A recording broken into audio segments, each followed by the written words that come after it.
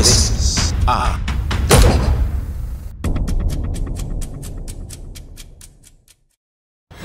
Matagal kaming nagmasid sa kung ano nga ba ang magiging reaksyon ng isang dating rebeldeng matagal na nawalay sa kinalakihan at kinagistang lugar.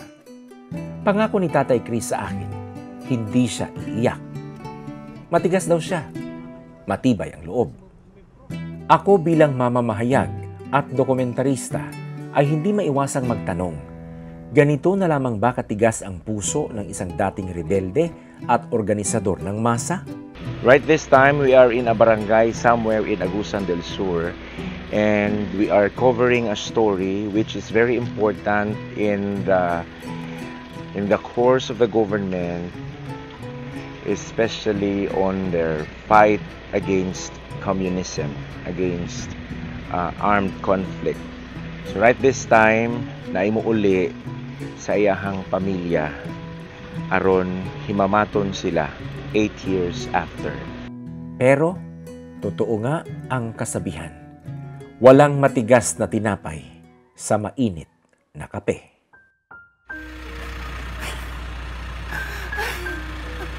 Nagahilak si tatay. Kaya after sa pila ka tuig siya ng himong New People's Army, nakabalik na siya sa iyang pamilya.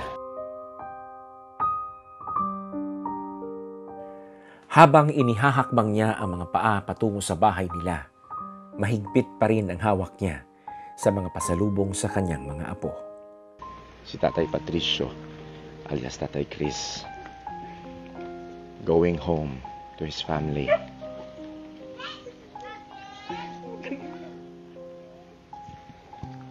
Eight years after, nakita niya iyang balay ni Puyan.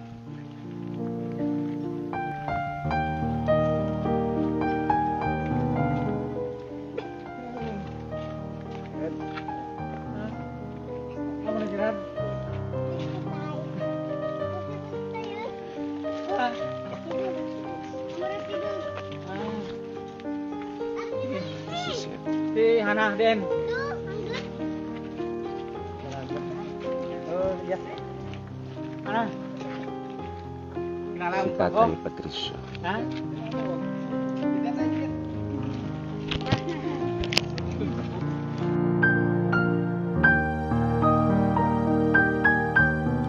Habang pinagmamasdan ko ang pagsalubong ng pamilya at kaanak ni Tatay Chris sa kanya, ay bigla kong naalala ang kwento ng isang prodigal son sa Biblia.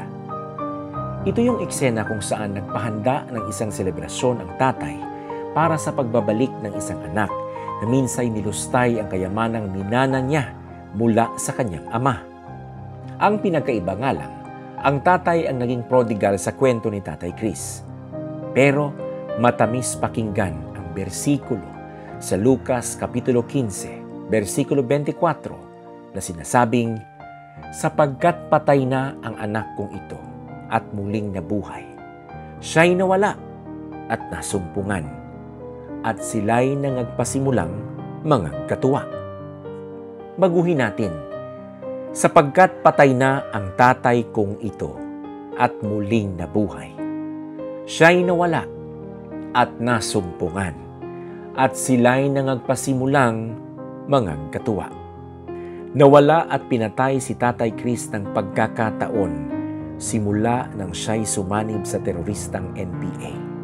Ngunit dahil sa Executive Order No. 70 ni Pangulong Rodrigo Duterte na naglalayong magpahinto sa armadong pakikibaka sa bansa, nabuhay siyang muli at nasumpungan.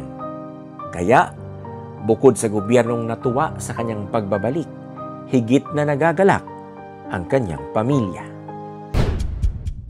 This